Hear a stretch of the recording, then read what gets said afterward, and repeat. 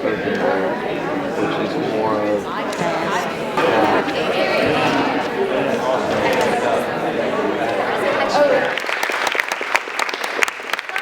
show. My name is Elizabeth Patterson, and I'm the director for this project. And I'm Nina Foster, the playwright. This play originated while we were in London. We were both abroad in London with Sharon Andrews at the theater department, and we took a playwriting class. And since I do poetry, I decided to incorporate spoken word with the elements of a play and to put it on the stage. So this was all Sharon's idea, and she really pushed us to put this on the stage. So thank you, Sharon.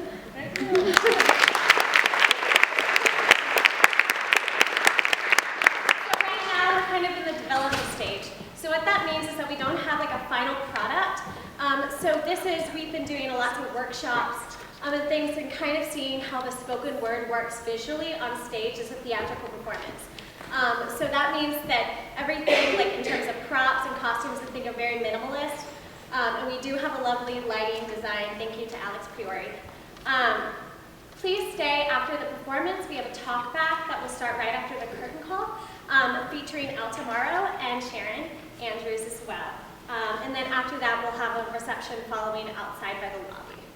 So, I think we're ready to go. Thank you all so much for being here and enjoying the show.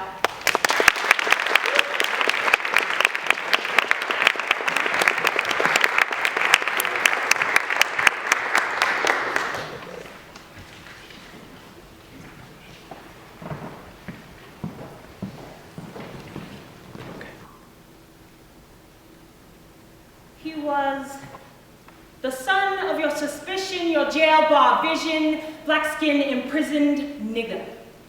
Feel it. His dipped in dirt complexion, same as my looking glass reflection, the corner of the city chipped when he was hit by a white man, half grown, my brother, they called white boy because he carried his school books home, only on loan from heaven. But heaven didn't have a heart or receive my brother. Another dead black boy, count him as a statistic, even if it's not realistic because he was killed. Did we really think that he'd be the one to make it? College was in his pocket, but the flame's out now. Dead rocket, mock it, mock me, mark me on my black skin, sin side of the city. Self-defense, he said, when we were breaking, and the blood was on his hands, pain left like a brand. Eyes unclear because he lost his glasses. Middle passage, drowned once, then and again here in the street. Don't you know black people can't swim, nigga?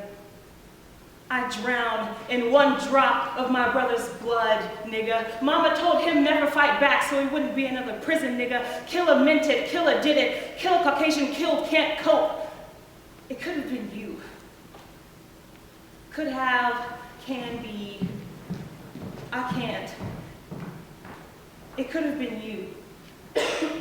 But it wasn't. How do I know it wasn't? Now, don't be stupid. Jamal and I used to hang out all the time. You know that, and you know I'm not. Racist? Because we date, that don't mean nothing. I don't know why you're taking this out on me. You're acting like I killed him. I had nothing to do with it. Your brother did. He still does. Okay, he had nothing to do with it in particular. And we're not all the same. Look, it's hard enough getting your mother to be okay with this relationship. You had no right to call it. I have the right to do whatever the hell I want. And your brother has a hell of a lot to do with it. You and your whole damn family. And I should have known better too. Well, what are you talking about? Lynchburg. Okay. That had nothing to do with who I am as a person. And my brother's in Tennessee right now. We dumped all that shit he was into a long time ago. You know that. Look, let's just look at practical solutions. We'll go to the police and see how far they've come along with the tape. And just come forward. It's all there. Something will be done. Liberty and justice for all, right? You think that they're gonna help Mom? You think they're gonna help me, help us? No. It's just the way things are. You just gotta move on. Hey, look.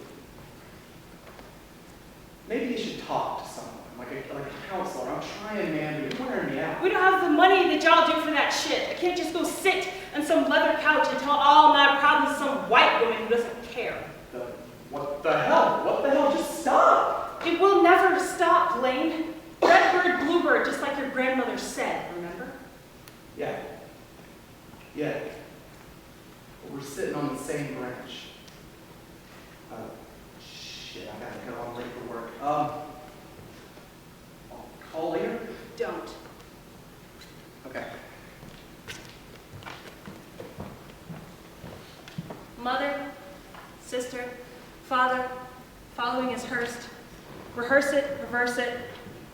Mama praying her favorite verse. The eyes of the Lord are everywhere, keeping watch over the evil and the good. That's Proverbs 15:3.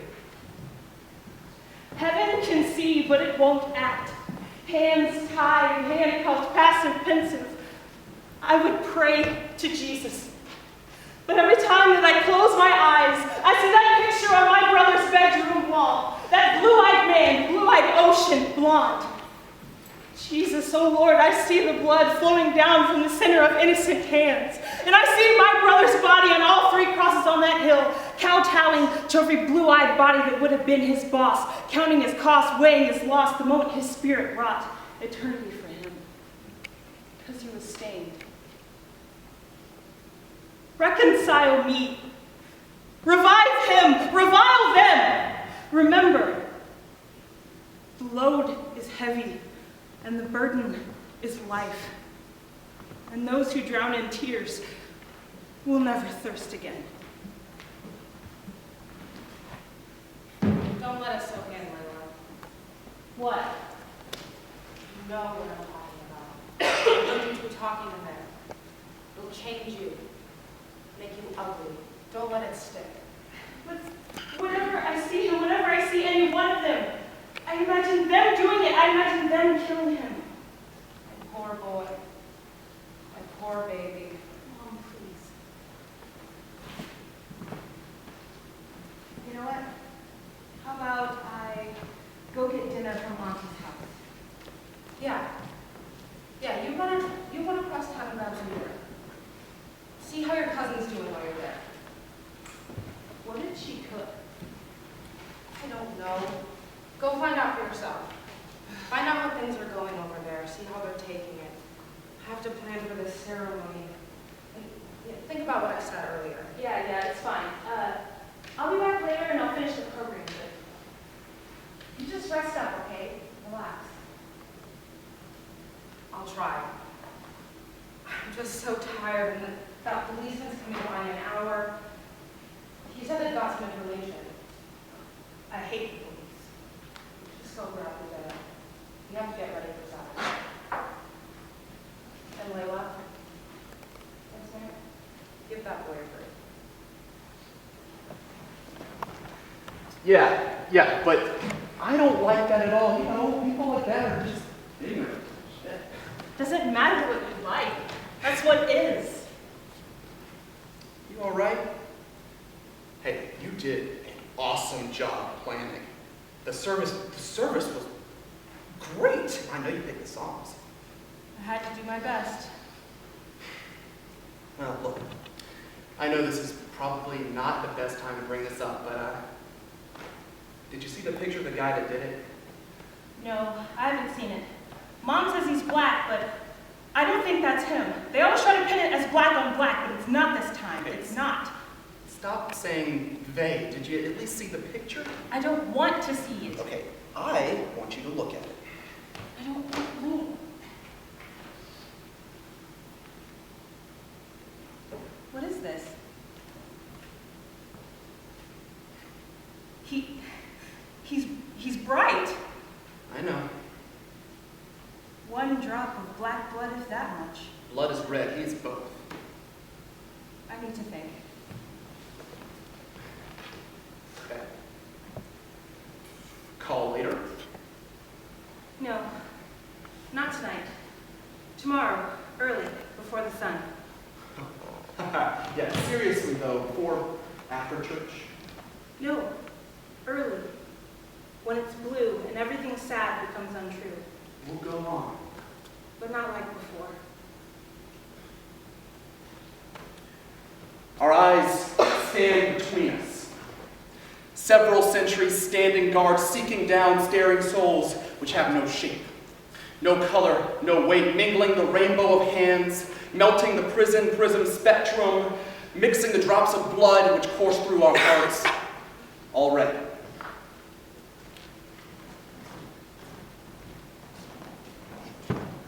What's up, man? Hey, what's up, man? How you doing, man? Right. Yo.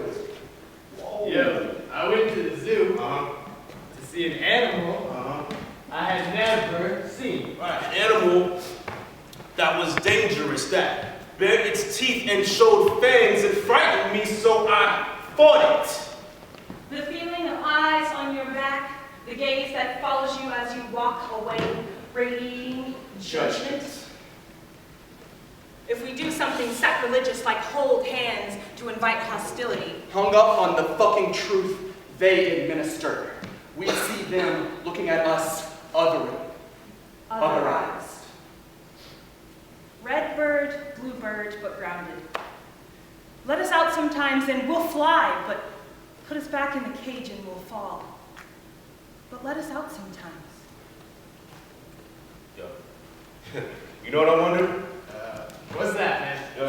What's up with all these interracial couples? I mean, my own sister is with this white man. For real? This bus is taking a while. Yeah, man. All I'm saying is, why ain't that good enough for my own? It's weird. It's weird. You know, I think we were born in colors for a reason. I mean, I wouldn't take it that far. Why not? Why not? I'll just sort this out. All I'm saying is, want mind me some brown sugar, you know what I'm saying? Okay. Right here. Yeah? Why don't you shut up, back off, don't say that shit? Maybe? Okay, I got you. Yeah, we hear you, bro. Look, listen, I'm not gonna sit here listening to you make snide comments about us. Just what would you say, man? I'm not gonna be so nice next time. Yo. So I told you that my mom has been dating this black man. Word. I don't know how I feel about it. Man, yo, these women, bro, these women are crazy. I don't understand it. You don't understand? Yo, whoa. This is bullshit, all right? I'm gonna set you down once and for all. Hey, just go. No, I'm not done yet. You can't tell me what to do. Shut up and stay out of other people's business. What do you know about anything anyway? Maybe your mom loves you, you fucking idiot. Sorry. Whatever, just learn your lesson. And I'm not waiting for this damn bus anymore. Let's just walk. Huh. Everything is so colorful with you. What the hell was that back there? That was me getting angry. And funny you say that because to me everything's in black and white. Okay, you gotta look at it a different way. That's depressing, man. Of course it is, Lane. Okay. Well, I hoped instead of going to the mall, we go to the new ice cream place downtown by the cookout. It's finally warm enough for ice cream, plus the mall is pretty freaking boring. I'm pretty sure that's a frozen yogurt place, and that's much healthier for us. Yes, of course. Excuse my ignorance. Hello. Welcome to Sweet Frog.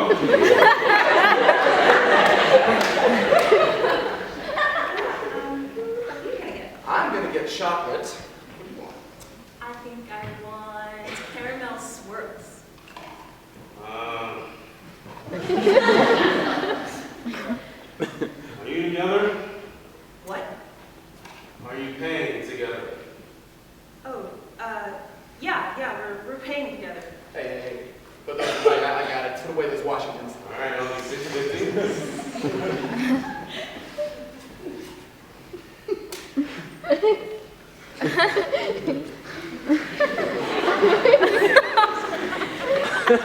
Why was he staring at us like that? Like what? Like he had 3 heads? I didn't notice anything. I did, in the way he was all, are you together? He was talking about the payment. You're too sensitive. So, caramel, huh? Yep, my absolute favorite. Pure joy, so sweet. You talking about me? Pride cometh before the fall in a haughty spirit. before destruction. Don't talk like that. You sound like an old woman. Your mother is an old woman. Speaking of old women, see that old lady on the hill right up there? She's staring at us? Yeah? Let's wave at her. Ahoy there. Oh, stop it before you give her a heart attack. We are pretty high. I'm just sick and tired of old people staring at us like we're lepers or something. Hey, they're the ones who are diseased. Forget about it. Eat your ice cream. It's frozen yogurt, and you would get chocolate. Your coffee. Dead to rice. Oh, so sue me. I love you. I love you more. No, you don't. Yes, I do.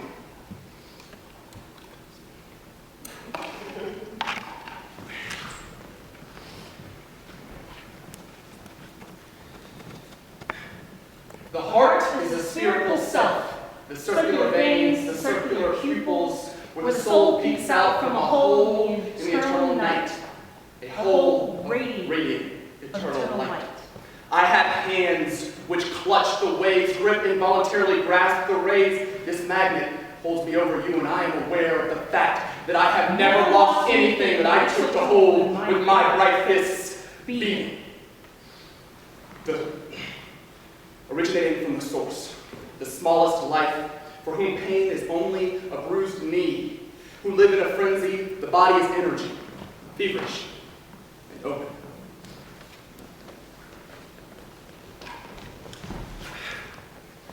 Oh my God, look at that cute little girl over there. Oh. She is so adorable. She's a caramel. A caramel? She's mixed, I think. I think she's mixed. How cute would that be? We made a bunch of little caramels. Well, that's a new one. No, a bunch of little children, caramels, sounds absolutely horrific.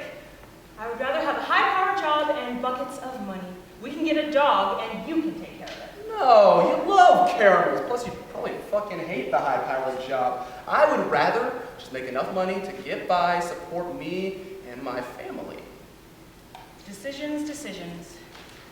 It's always a trade-off. Somebody always loses. And what's the matter with you? You thinking about him again? No, I'm thinking about you. One of your eyes looks gray instead of green today. Ah, it's a sign of my maturity. I'm a grown man. How does that have anything to do with anything? And we haven't even been dating long enough to be thinking about caramels. My sister got married when she was 19. A year and 2 months? Yeah, that's plenty of time to start thinking about That's caramels. because your family's a bunch of weirdos, Lane. I'm not getting married at 19. Hey, that was rude, babe. If you're still around when I'm 30, then we can talk about caramels then. And since when do you use bae? I picked it up recently. One second. Hello? Hey. Yeah, we're out right now. Is. Okay. Wow. We are? Okay, I'll think about it. Yeah, I love you too. Bye. So what was that about? Well, My brother is back in town. Oh, so you're gonna ditch me then? No, actually, you're invited to dinner if you want. Your mother invited both of us to dinner. yeah, I guess she just wants us all to have dinner together, if you want to. Well, you know what? I kind of actually want to go, just so I can say a few things. Oh, whoa, hey, I don't know about that. Maybe she's really ignorant about this type of stuff. I know you don't know, Lane. That's why I'm deciding. Be ready. Get your mind right.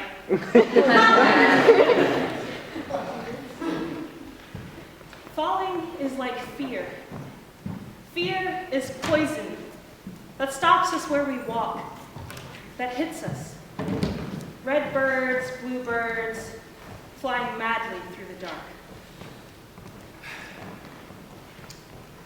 Okay, I'm going to go see what Mom is doing for dinner. My brother might come down. Don't freak out. You don't have to worry about me freaking out. I am always calm, always collected. Right.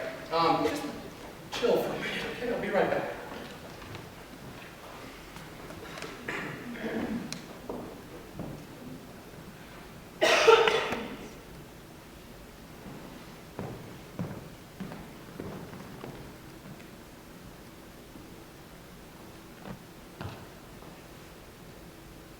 Look, So I read you something got a what you're copy doing of is a me. good idea. You need to stop Why seeing don't my you brother. copy me? Will you just shut up for a No, second? I will not shut up. Nobody tells me what to do.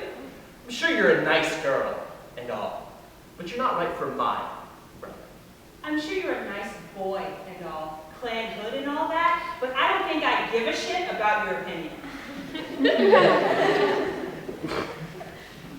I'm not in the clan. Anymore. I was wrong Then as in a year ago? Does it matter? When I left, I left. I left. Of course it matters. You haven't cleansed your mind in that short of a time span. You will always be a clansman to me, and I will always hate you. That's your problem. Okay? Just stop bringing him needless pain. Having to explain to all of our relatives why he's dating someone like you. Someone like me? Okay, your bullshit has gone on long This enough. relationship has gone on long enough. Hold on for a minute. Yeah, I leave for 2 minutes and I come back to this shit. Are you kidding me? This is the exact opposite of what I wanted to happen. This wouldn't be a problem if your brother wasn't a racist. This wouldn't be a problem if you both knew when to walk away from a relationship that isn't going to work. You're just kids. There's time for you to We've move been in on. college Find for a other year. people. We're not completely financially independent, but we're getting close. I told you I was done talking. That's what you think. When I see you going down a wrong path, what kind of a brother would I be if I didn't try to help you? This isn't healthy. So you've been talking about this Racism all along, and isn't you weren't going to tell me? No, I didn't want to upset you. Doesn't matter if it would have upset me. We're partners, okay? You're supposed to tell me everything. That's what we agreed on, right? Well, yeah, I didn't think it was that big of a deal. I wasn't going to change my decision anyway. I didn't know it would make a huge difference if I told you. Well, Mom didn't call us dinner by accident. You're gonna have to choose soon enough. It's putting a strain on the family. You're the one putting a strain on your family, I- okay? It's not 1960 anymore. You're behind, and I'm embarrassed for you. I told you I wasn't going to do that. We'll talk about it at dinner. Okay, so you come in here, tell me you're going to end my relationship, that I'm ruining my life. What the fuck? You know about that. You telling me that I'm ruining my life. Yeah, you dropped out the claim, so now you don't have a sign on it that says, hey, I'm a bigot. But you're trying to tell me to change this. Just because you dated a slut, a hooked up slut for a year and a half, don't mean you know shit about this. You've got no right to call me out like that. She wasn't a slut. Well, why not? It's exactly what you're doing to me. Hey, this isn't about me. This is about you. At dinner. Yeah, you just got Mom to come gang up on us. Okay, well, I didn't know that she was going to invite her. You need to listen to me and listen to me good. I didn't want to tell you this, but you were going to find out at some point. Grandma is going to cut funding for school unless you find a girl that suits you. Take that any way you want it. Okay? But you need a different girl, and you're not going back to that school. What the fuck are you talking about? Whose idea is this? Told you Grandma been talking to Mom. Oh, I bet you threw in some of your 2 cents. If Dad was here. Well, he's not here, is he? Lane, you know what? Lane, it might not even be true, okay? And if it is true, you can easily get more scholarships, become If financially you independent. care so much, why are you just talking about it now? You're just trying to get back at me. It's not my fault what happened in Tennessee. No, try not to think about that anymore, okay? I'm not blaming you for snitching. You got freaked out, it's fine, okay? But this is about your future, not mine, okay? You're gonna have to choose between your family and her. You're gonna have to do that tonight. Grandma's gonna be here in an hour or two. It's always a trade-off, huh? It's your decision, bro. I worked hard to get into that school. I'm not going to become financially independent. Nobody said we were getting Will you married. just stay out of it? Please. Please. You've caused enough pain. Enough pain? Funny coming from someone who drained most of his family's savings last year. Oh yeah, I heard all about that. That's a whole lot more painful than dating someone who's a different race. You don't know me. Stay out of my business. Can't me and my brother talk about this together? How am I supposed to stay out of it when it affects me too? Look, you're not even living in the state. Hey, I told you all that happened over there. I'm moving back here. Moving I back? need Good a new God. start. Necessarily, I need one too. You don't need to be here. You know what? This is ridiculous. Let's go. I don't think we should stay for dinner because this is absurd. Okay? We can just go home and we can go over our options, think things through. It's not gonna have to come to you dropping out of school. I promise. Let's just go, okay? If you leave now, I can't promise there won't be any consequences. All actions have consequences. I should think you would know that. Come on, babe. I don't know what to do, okay? You don't know what to do. How is it even a question? You said that you loved me. You do love me, right? Well, maybe now he sees this so-called love he has for you isn't everything.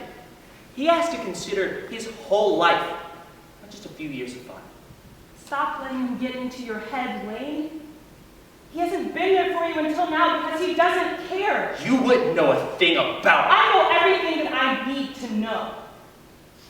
Lane, come on, let's go. Why should I have to choose? At all. I didn't choose this situation. I didn't choose this fucking family. You chose it when you chose her. Your brother isn't right about everything, Lane. I've lost enough in the past 2 weeks. I am not going to lose you too, so let's go. You know, I'm leaving. You can come with me or not. Redbird, Bluebird, remember? Yeah, Redbird, Bluebird. God knows we don't need any more muddy-colored birds as a result of the heat. Red and blue make purple, stupid. It's the color of royalty. Are you coming with me or not? Choose wisely.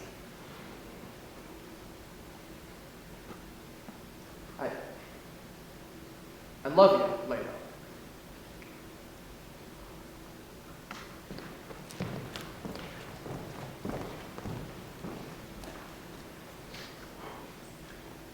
The intimacy of the eyes is a warning that morning Comes too soon. The shadow casts when we are blind by wanting.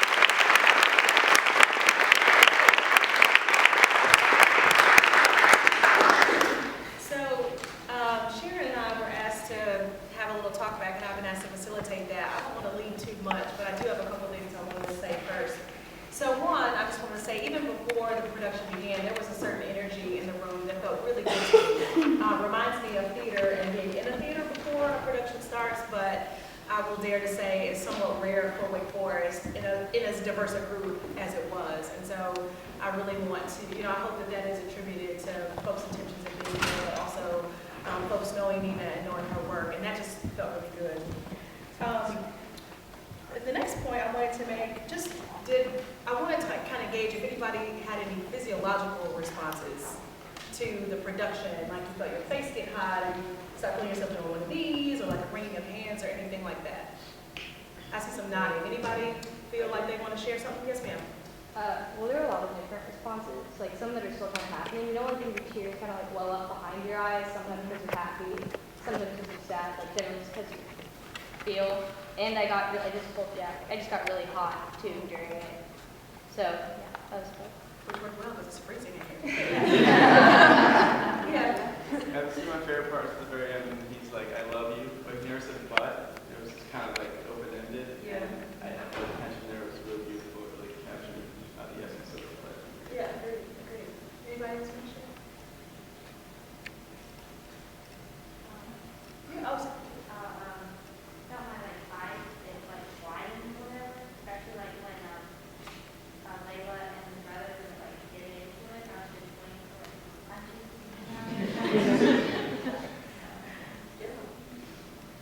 Any of this sound familiar to folks' experiences that are willing to share?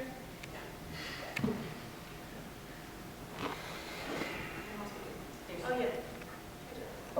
So, I mean, as like a biracial person, I felt like, I feel like my family even is like relatively progressive, but I still hear like sort of echoes of like discussions that my family would have about, what it means to like have a biracial couple, what it, things that, the sort of snickering, like, oh, like when people you're walking by, like, saying stuff about you, you can obviously tell that they're making comments about you when you're walking by.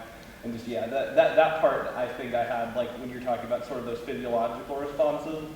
I don't know if it was so much discomfort, though. It's sort of like, oh, yeah, like, I don't know. It was comfortable that it was familiar, but it made me uncomfortable that it was familiar as well, if that makes any sense. Familiar, but not yet comfortable. Right, absolutely. Right. Sometimes the progressives are the worst because they think because they're well-intentioned, they can say whatever they want, right? But now the progressives kind of know it's not acceptable to say.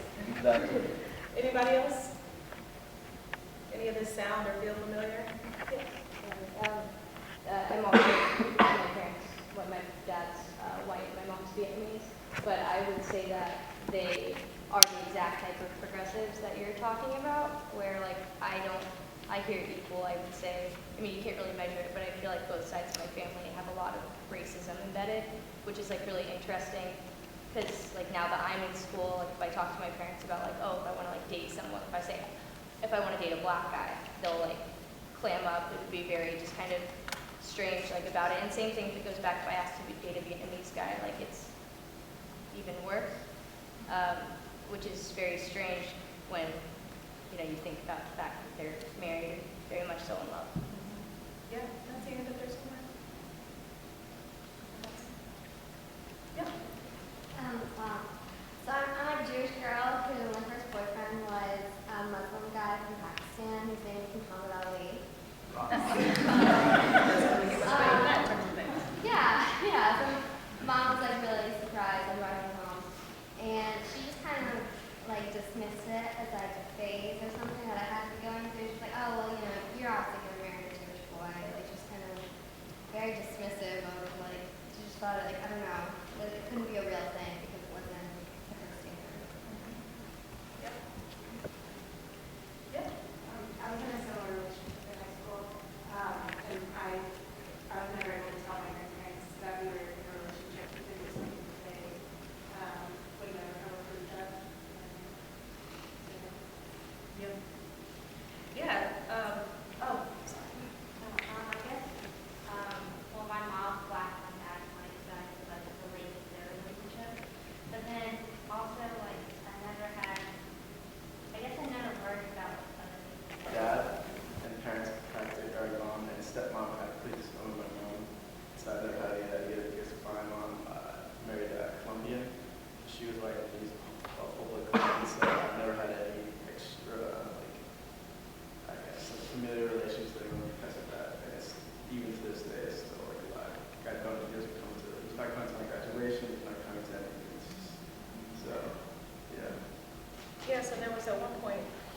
about choosing your partner versus choosing your family.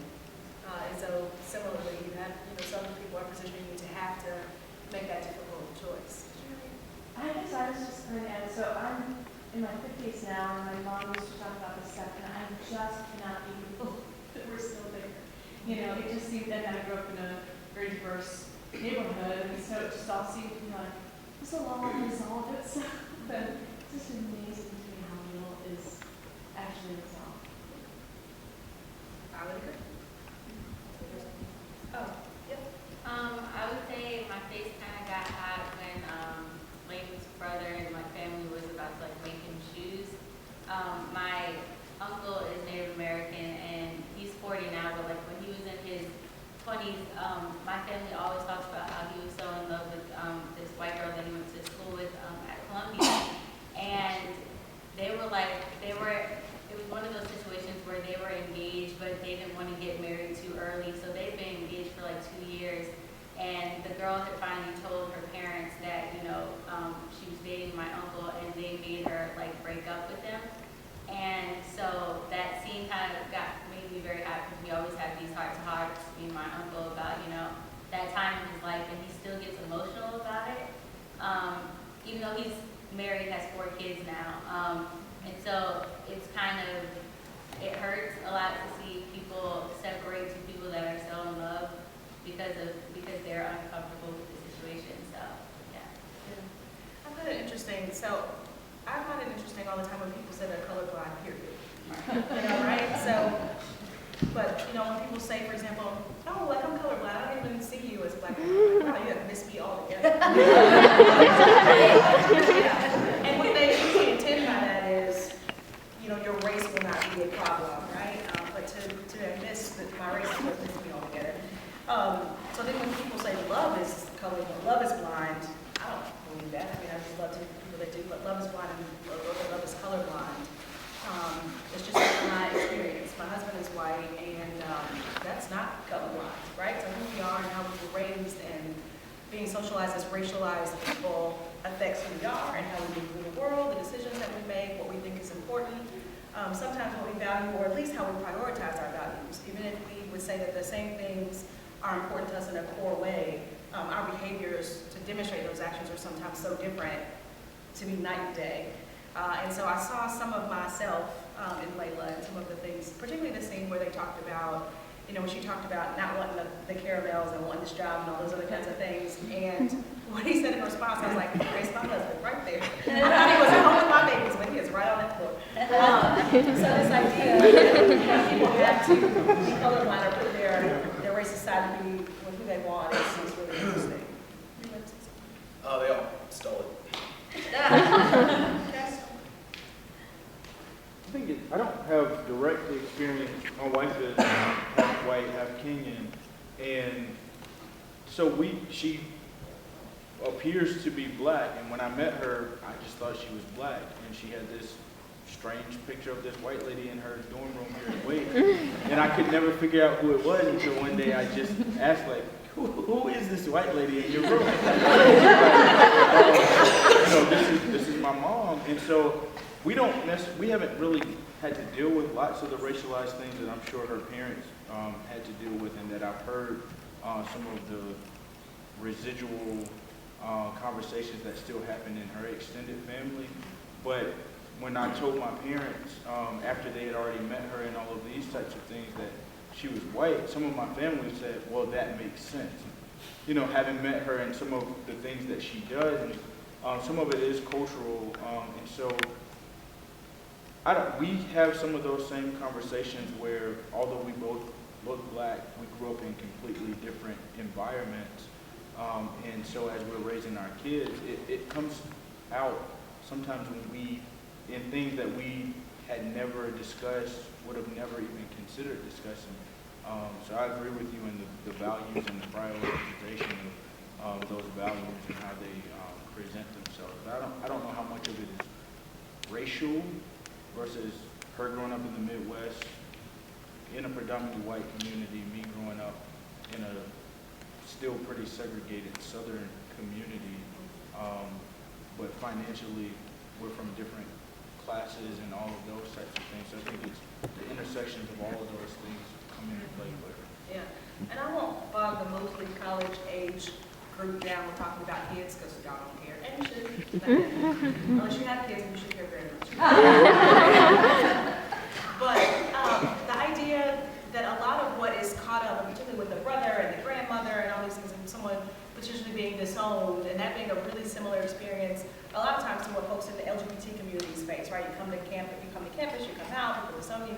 So I see that as being somewhat similar, but I also wonder if part of families' reactions is about fear, right? Because you perpetuate who your parents are and who your grandparents are, and if you decide you want to be with someone else, and you want to raise children, there's a fear that they won't be a part of the family and that that part of the family is not important to you anymore. And so all the things that spur these kinds of hardships along, I think that fear is at the base of it. So that's a kind of spur that I don't think we want to go. And I was walking around campus and I seeing the two main characters holding hands and like having to deal with that. Luckily we didn't.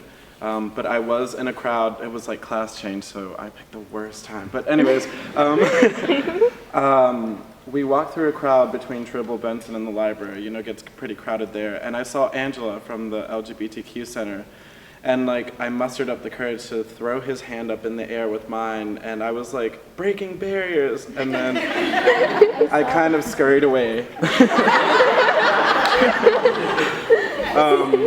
But seeing that really is really, I mean, it's really, I've experienced it, it's pretty frightening, and you don't know what to expect, and you don't know how to react. You don't want to be, because if you react like angrily or violently, you're going to be marked as, oh, you know, they're terrible people. This is just exactly why we don't like them. So. And this point too about how you respond. So there was a point where they were being heckled, waiting with a black crowd, and so Layla gets really upset, and Lane says to her, maybe this wasn't the same one, but he says she gets upset, and he tries to calm her down. And then there was another line where he said, maybe you should talk to someone, right? And so, note everyone in a relationship, that makes that person even more pissed off, right? But maybe they should. But what resonated with me there was this idea that being emotional, responding to your emotion, is painted as pathological. Right? It's painted as this is a sign of mental illness or this is a sign of weakness and you should talk to someone.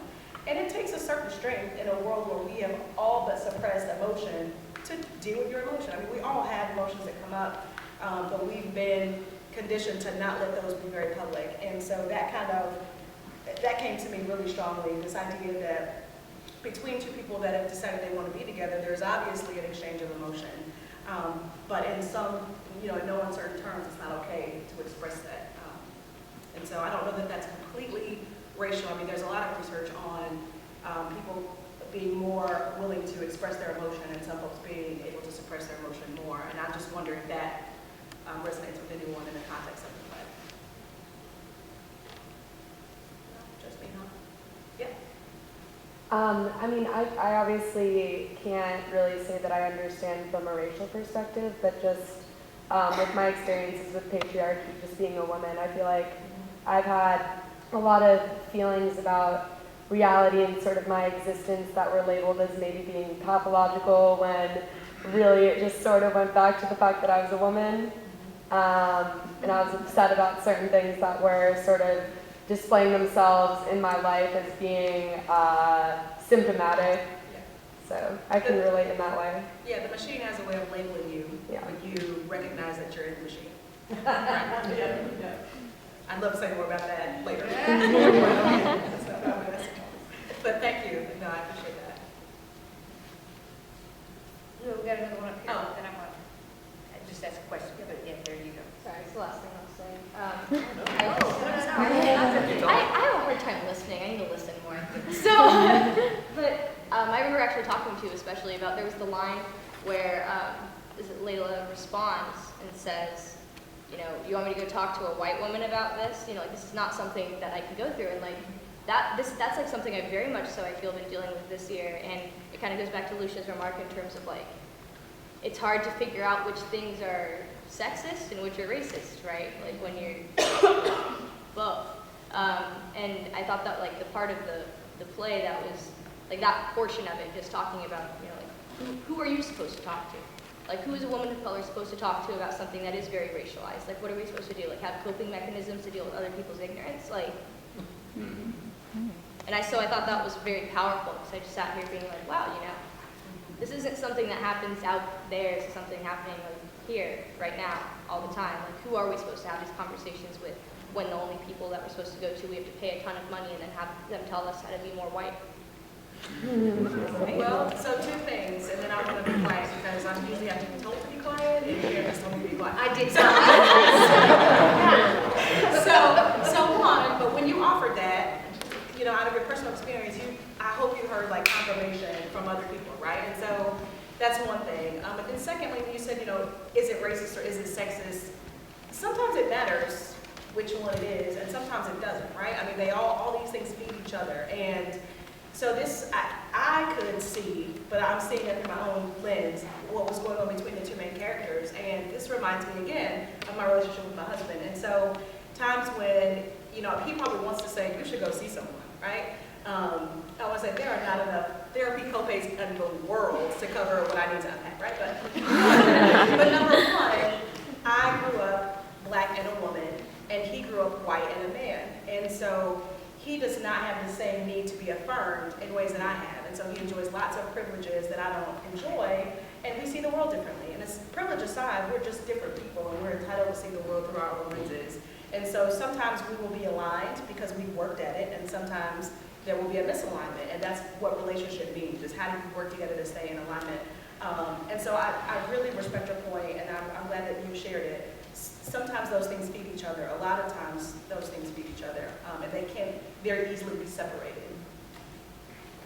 So the other thing that we wanted to talk about was the actual setting and the staging, and whether or not you think that had an effect on how you received the production, or other things sort of related to that. That's not my area of expertise. So. Or just like any questions about how we staged it, or about the poems or anything. Can I pose that question just a little bit? Yeah.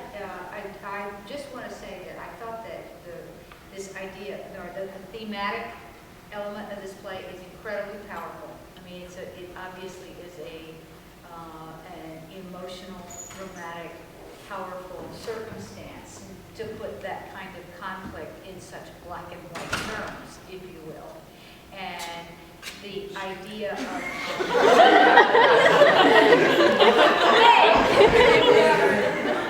I meant that literally. That makes up. But that the central conflict becomes to choose, right? And that in itself is a really powerful, dramatic arc, if you will, to put two characters in a situation where they have to choose what they will or will not do. And just personally, just really quickly, I, in terms of this play thematically, had a really interesting flash in my own mind just a couple of days ago. My daughter and her Honduran husband just had a baby, and this baby is beautiful and brown, and it occurred to me something really kind of, I thought, Sharon, what on earth, what sort of dark ages are you going back to in your head, when I thought, will he have to choose? Will he have to choose which culture he identifies with, right? I certainly don't know the answer to that question, but I was kind of startled at myself that that question even came into my mind. So the idea of choose is powerful and potent. So dramatically, I'm curious, and I imagine Nina is curious about how effective the structure of this was. The central dramatic question to choose is really powerful in terms of the way this play was put together. What responses did you have to that? The combining of spoken word, yes. I think it was interesting in terms of the lighting, how in some scenes they were like really, really close together, like how when she was in between his legs and it was like the central lighting, and then how the lighting kind of like separated them. So like you saw them as like one body, and then like it was like kind of like a sharp transition. It's kind of like the lights went down and then they were, immediately apart. So I thought that was a really nice touch. But the lighting said something to you really specific.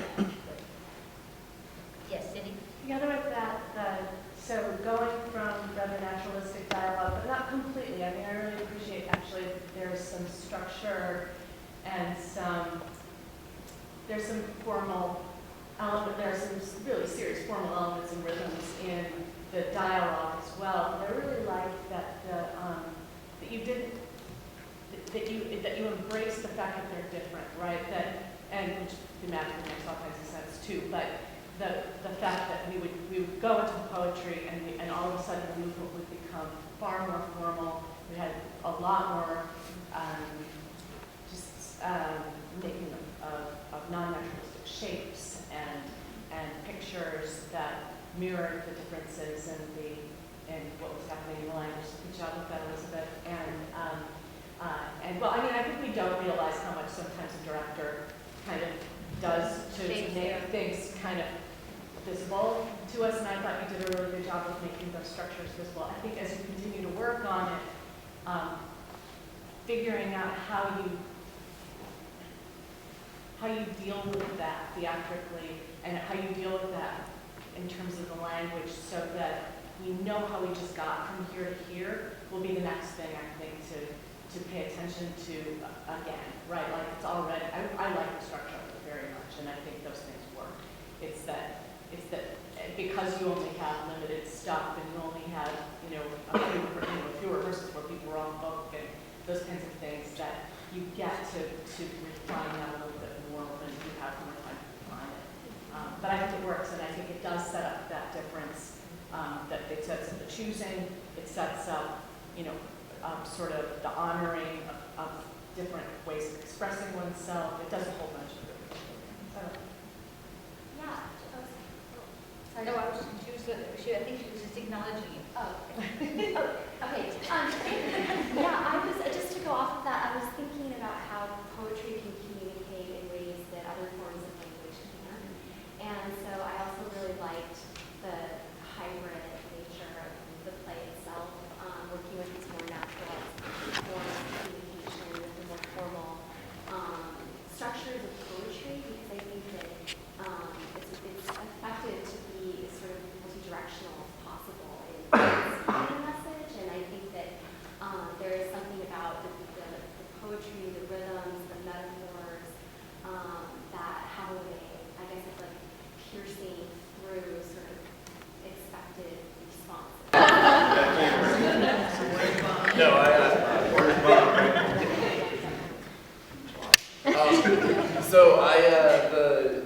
This goes back to talking about the structure, but the minimalist aspect of it, and basically having there's no breaks, there's no stops. Or I guess the spoken word are breaks, but the lights never fully come down. There's not like a intermission after 10 minutes or something. So basically, it sort of all flows, and we have a very minimalist set, and we could wander around it. That's nice. Obviously, this is still like a beginning thing, but you could you could like make just with the things with minimalism, you could do some cool stuff with that and keep it. Is all I'm saying. That's what I'm trying to say. I got there eventually. Yes. In the beginning, you guys were saying, sorry, we don't have the full costumes and the sets, but I actually enjoy the simplicity of it all, because it allows you, as an audience member, to focus more on the complexity of the situation that's going on. So I liked it. Also, the scene where Jelani and Billy are in the middle and they're walking around, that was a great scene because I felt like, as awkward as the couple felt, like it felt awkward to me, like, because I knew they could hear them, and so it kind of like, brought me into the situation where like, most of the play, it was powerful as well, but I felt like a spectator, but in that moment it was kind of like, this is really awkward, like they should probably like go to the place or something. So yeah, that was great. I think we should keep that in however we change it. I really appreciate the two guys for multiracial. Yeah.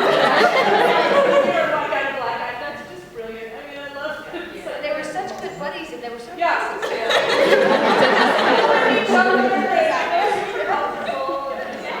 Also, Jelani, Billy, please act more. Jelani, you just slew that sweet frog. Kidding me? I need to see that.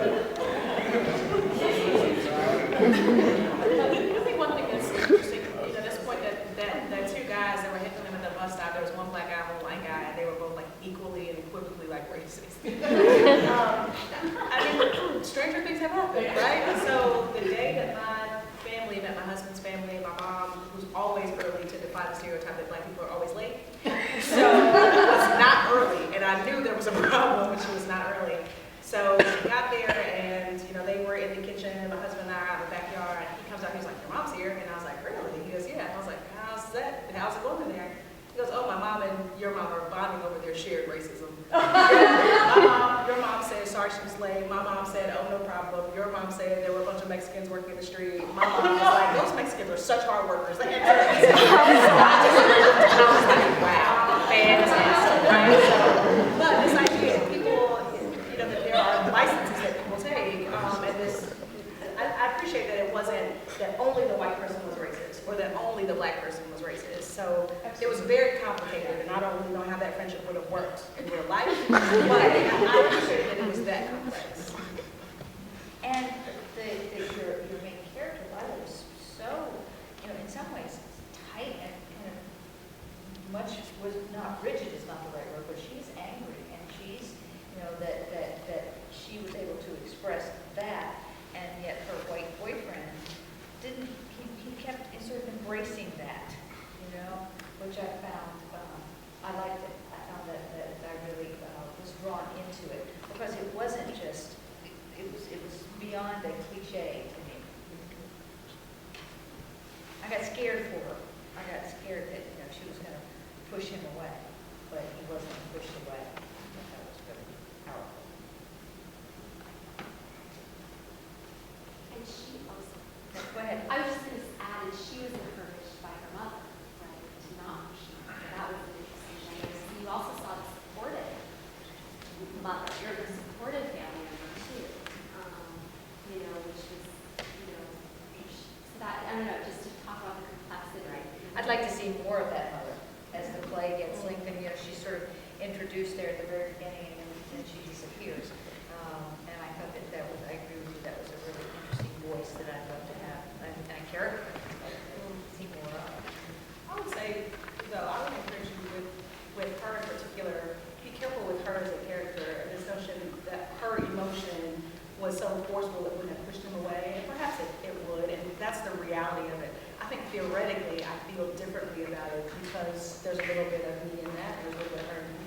And so not letting him off the hook. If he walks away, he walks away, right? She doesn't push him away because she's experiencing her reality, right? It's not her fault if he decides to walk away, right? And so that goes back to this idea that if you are emotional, you deal with your emotion in a way that is right for you, that certain people will walk away, and that's a choice for them.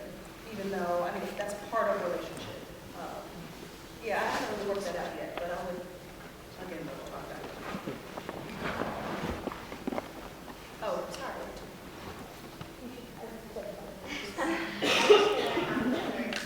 I found this most emotionally evocative and powerful. And it was really entrancing. This visual element that was added with all the movement of the order of the structure and the different heights. And so I think made it incorporate more both the heights and more visual movement along with the So one of the things I'm going to say, I guess, is somewhat contradictory. I like that I couldn't really tell what was scripted and what wasn't, because I think that when doing something that's supposed to be emotionally evocative like this, the less that you put into it, the more minimalistic it is, the more relatable it is to people's various experiences, that perhaps if you don't direct something, it allows for that kind of response to happen emotionally. But then I was also thinking about the scene where where you're talking to the brother figure, and I was really surprised that there wasn't anything about your the brother character, that the one that had been killed. That was not because I feel if there was I was talking to someone maybe I'm revealing a lot about myself, but my dad, my white father's side of the family, one of my cousins is still a skinhead, and so our family gatherings is kind of weird. But if something had happened where if I wasn't an only child and had a sibling who died, who was killed, and it was, I don't care what the evidence says, it was certainly racialized. It doesn't matter if the person who killed him wasn't black or was black. like it doesn't change like that, those like feelings that are still there. So I thought that like perhaps like there was something to be said, right? Because like I feel like if I was looking at like someone who was a Klansman or someone who was like a skinhead or just really racist, and when you talk about how like, or when the main character talks about how she sees like the killer's face in all of these white bodies, right? Like it doesn't matter. It's just that's what she even sees that in, like the man that she loves. That like that would come out like right then and there, and just be like, no, like you did this. Like I can't believe that you're having this conversation with me right now after I just had this like had to make a funeral for my brother. Like you want to talk to me about how your 1 year means you're not racist? Like hell no.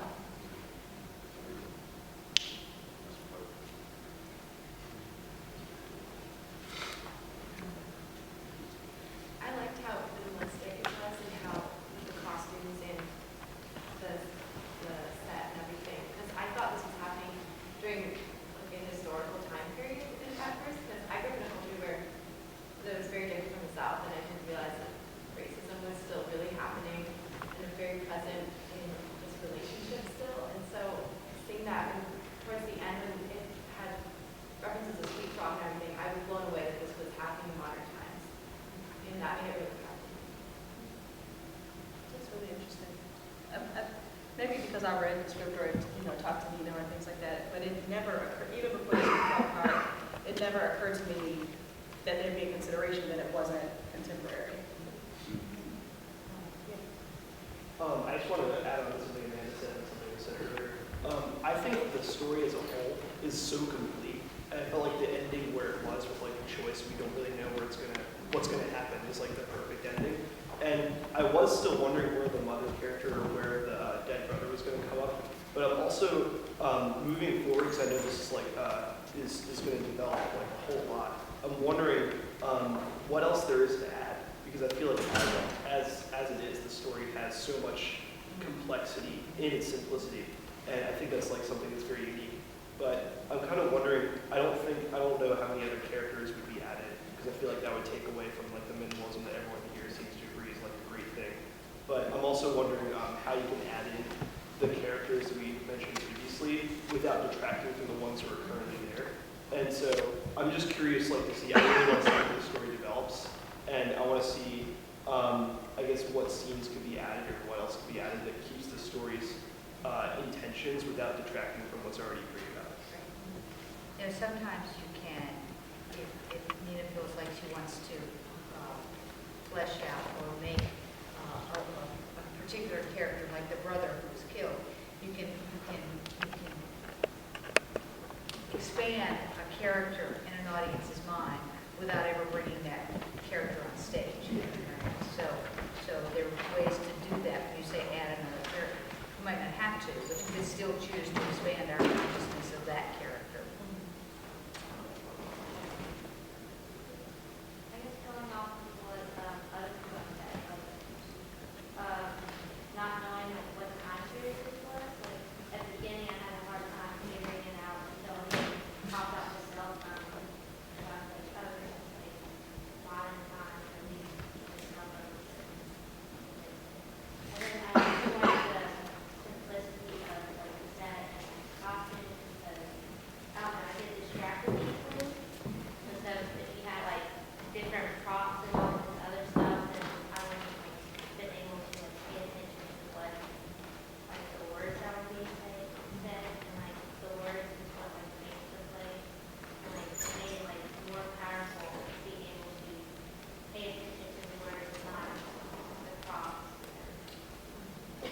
You had something on the second? Yeah, I thought that timelessness, like that you thought versus way back in the old days when it was present, it's kind of speaks to a problem. But I wonder if that's the only marker we can remember that made it very present that this was a contemporary. If you do Oh, Sweet Talk to just regular ice cream, then I think Cell phone. instead of the cell phone, you did it right. It could be sent different. But I do like that being said that it becomes very apparent that it's modern because that makes the issue very relevant.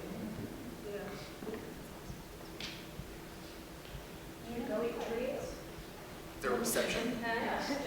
Oh! Can I say two things before we are questions? Well, I'm just wondering, I don't have anything to say about your response to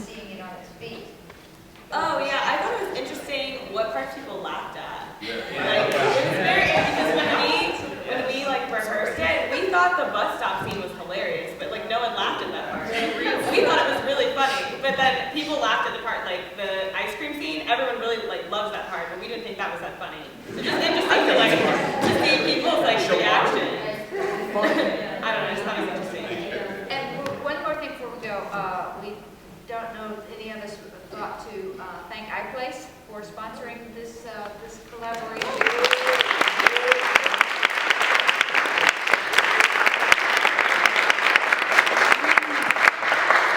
I want to say two things that I really need to say. So one, thank you very much for trusting me with your work. I really, don't make light of that. And Nina announced I work in the Office of Multicultural Affairs, and these are the kinds of conversations that folks have in our office space and our lounge space all the time, so something related. But we also try to program around issues like this intentionally, thinking about issues of identity, intersecting identity, what it means to be one person in the context of other people, think, capital O other people, and we would love to continue these types of conversations or hear from you about the appropriate ways to extend some of these conversations, so please call us, email us, come by. We'd love to see you come by. The second thing is, so the short vignette I shared about my mother and my mother-in-law, I realized that was somewhat irresponsible. That is exactly how that scene happened, but I don't know everyone in here and everyone doesn't know me, and I realized that out of context that can say things that I do not want to say. So I have no problem sharing that actually happened. Please hear me say that I realized that was grossly inappropriate. I'm over 21. I started drinking immediately after that happened because it weighed on my spirit. No, because it weighed on my spirit very heavily. So now I said another inappropriate thing. But I just would be very sad if people walked away hearing me say that and thinking that I thought that was okay or that made it okay, because it was not, and it's still highly problematic, and we are working through all of our. Can I make one more plug? Yeah. You gonna do it? Yeah. Next November, the theater department is doing the play Clybourne Park, which is a Pulitzer Prize winning play by Bruce Norris, and the play is about these issues, or it's Well, it's about. Raised in the Sun, and It's Raised in the Sun. It's the next. He took from Raised in the Sun and wrote the next step, right? And it's a play about a black